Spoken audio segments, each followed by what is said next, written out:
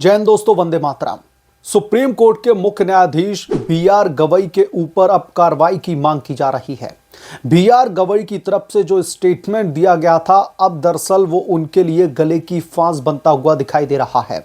जिस तरीके से इस घटनाक्रम में प्रोग्रेस हुई है, हमले के बाद में सीजेआई के ऊपर जूता फेंकने की कोशिश की गई, उसके बाद में जो राकेश किशोर वकील है उसने बहुत सारे बयान दिए मीडिया में आकर के, और उस समय जो घटनाक्रम हुआ कि सनातन का अपमान नहीं सहेगा हिंदुस्तान, ये मुद्दा अब इतना ज्यादा गर्मा गया है कि देश का एक तबका ऐसा है जो सीजेआई पर भी कार्रवाई की मांग कर रहा है।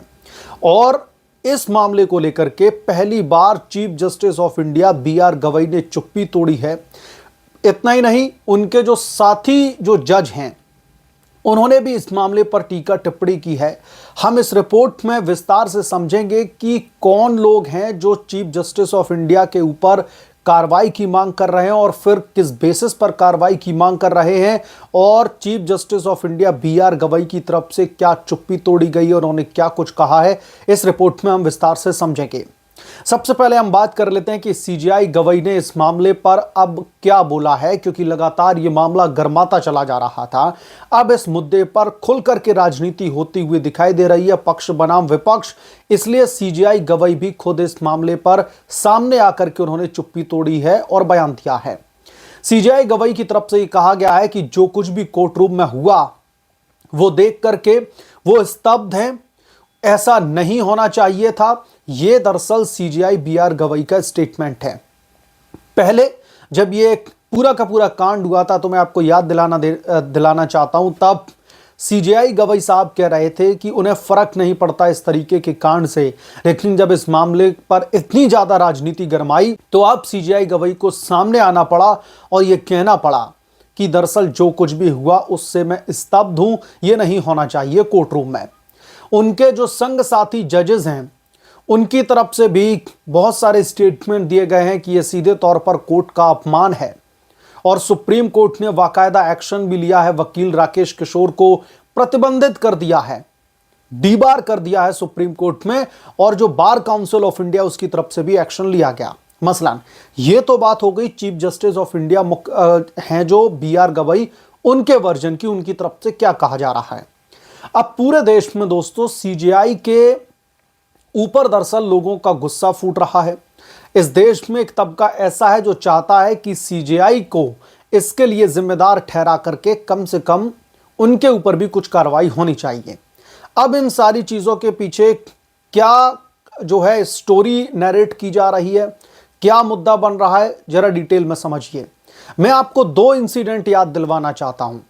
पहला इंसिडेंट नुपुर शर्मा का। आपको याद होगा कि नुपुर शर्मा की तरफ से एक समुदाय को लेकर के कुछ टीका टिप्पणी कर दी गई थी। उसके बाद में पूरे देश में सांप्रदायिक माहौल बिगड़ता हुआ दिखाई दे रहा था। कई लोगों की हत्याएं कर दी गई थी, गला रेत दिया गया था। उसके बाद में सुप्रीम कोर्ट ने नुपुर शर्मा के खिलाफ में कार्रवाई की।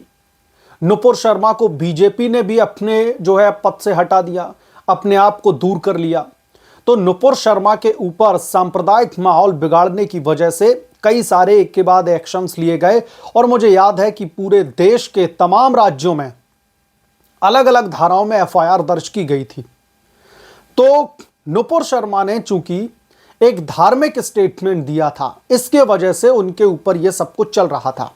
अब यहां पर सवाल यह उठता है कि जो सुप्रीम कोर्ट में हुआ, जो कोर्ट रूम में हुआ ये जूता कांड, इसके पीछे की जो बिसात है, इसकी जो दोस्तों शुरुआत है, वो वहीं से हुई थी जब सीजेआई बी.आर. गवई साहब ने विष्णु भगवान को लेकर के एक खास टीका टिप्पणी की थी, जिसकी वजह से राकेश किशोर बहुत निराश था, हताश था, गुस्से में था, और उसने ये बात खुद भी कबूली मीडिया के सामने कि जिस तरीके से उन्होंने स्टेटमेंट दिया है, जिस तरीके से उन्होंने उस पिटीशन को खारिज किया है, हिंदू की भावनाओं को जब मजाक उड़ाया है, वो दरअसल सनातन का अपमान ये हिंदुस्तान नहीं सहेगा।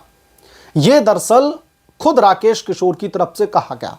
तो अब मैं ये सवाल पूछना चाहता हूं, और इस देश के कई लोग भी ये सवाल पूछ रहे हैं कि अगर नुपुर शर्मा कोई एक ऐसा स्टेटमेंट देती हैं जो धार्मिक भावनाओं को आहत पहुंचा सकती हैं, तो फिर बी.आर. गवई ने यह बोलने से पहले 100 बार क्यों नहीं सोचा? बी.आर. गवई साहब एक संवैधानिक पद पर बैठे हैं, सर्वोच्च पद पर बैठे हुए हैं, वो न्याय की मूर्ति हैं। तो फिर उनकी तरफ से ये स्टेटमेंट देने से पहले आखिरकार 2 बार सोचा क्यों नहीं गया? क्या बी.आर. गवई साहब के इस स्टेटमेंट से हिंदुओं की भावनाओं को ठेस नहीं पहुंची है? क्या हिंदुओं की भावनाओं का आदर नहीं करना चाहिए था? कम से कम सीजेआई बी.आर. गवई जब सामने आकर के अपने इस मामले को लेकर के चुप्पी तोड़ सकते हैं और यह कह सकते हैं कि जो कुछ भी कोर्ट रूम में हुआ है मैं उसके लिए स्तब्ध हूं, तो क्या बी.आर. गवई साहब इसके लिए माफी नहीं मांग सकते कि उन्हें इस तरीके की धार्मिक टिप्पणी नहीं करनी चाहिए थी? कम से कम उनको इतना बोलना चाहिए कि अगर उनके उस स्टेटमेंट से किसी की भावनाओं को ठेस पहुंची है, किसी की सेंटिमेंट को आहत पहुंची है, तो मैं उसके लिए क्षमा जो है प्रार्थी हूं। लेकिन नहीं, सीजेआई साहब तो कैसे बोल सकते हैं? वो सर्वोच्च पद पर बैठे हुए हैं और माफी मांगने से कोई इंसान झुक नहीं जाता है। लेकिन इसलिए लोगों के बीच में यह गुस्सा भरा हुआ है कि अगर एक शख्स पर कार्रवाई की जा सकती है धार्मिक एंगल देकर के, तो फिर दूसरे शख्स पर कुछ भी कार्रवाई क्यों नहीं? राकेश किशोर ने जो कुछ भी किया कोर्ट रूम में, मैं बिल्कुल भी उसका समर्थन नहीं करता हूं। वो सीधे तौर पर हमारे न्यायिक तंत्र पर हमला है। वो सीधे तौर पर हमारे देश के सर्वोच्च जो जज हैं बी.आर. गवई साहब, उनके ऊपर हमला है और यह लोकतंत्र पर भी कुठाराघात है। मैं उसका समर्थन बिल्कुल भी नहीं करता। मैं अराजकता के पूरी तरीके से खिलाफ हूं।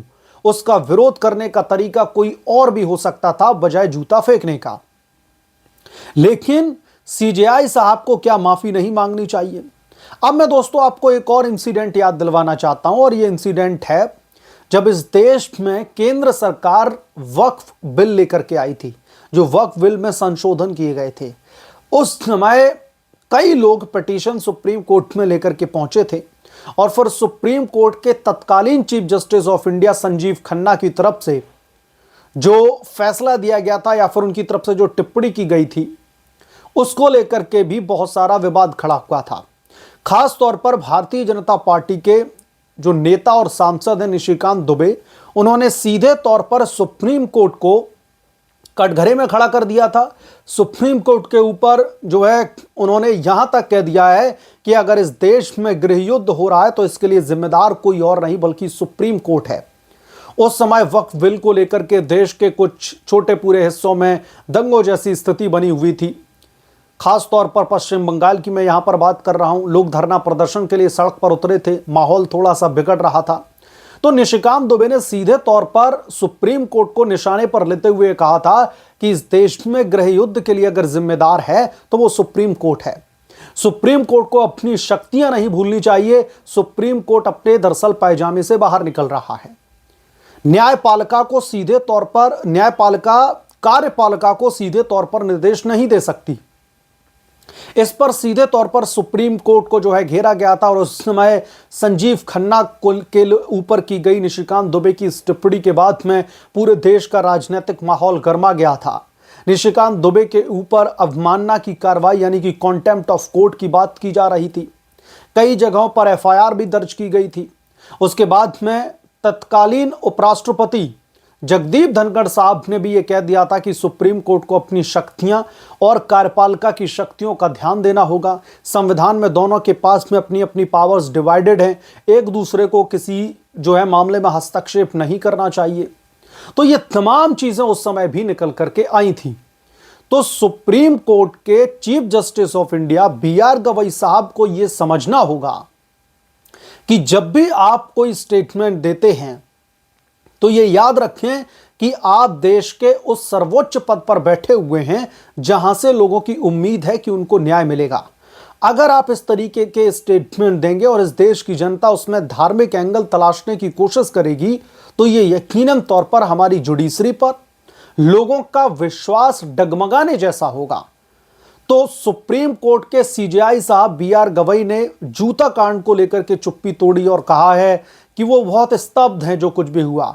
मुझे लगता है कि एक बार उन्हें चुप्पी उस मामले पर भी तोड़नी चाहिए जिसकी वजह से ये पूरा का पूरा विवाद शुरू हुआ, और सीजेआई साहब को इसके लिए एटलीस्ट माफी मांगनी चाहिए कि आगे से वो सारी चीजों का ध्यान रखेंगे। और हमारे देश के उस तबके को भी मैं समझाना चाहता हूं कि जो सीजेआई पर कार्रवाई की मांग कर रहे हैं, तो यकीनन तौर पर इस देश में डेमोक्रेसी है, लोगों की बात अपने रखने का जो है सबको हक है, लेकिन उस बात को रखते समय क्रॉस लिमिट ना हो, इस बात की जिम्मेदारी उनकी भी बनती है। मसलन आप क्या सोचते हैं, क्या आपकी भी राय है कि सीजेआई साहब को इस मामले में माफी मांगनी चाहिए? जो भी आप सोचते हैं, जो भी आपकी राय है, हमें कमेंट करके जरूर बताएं।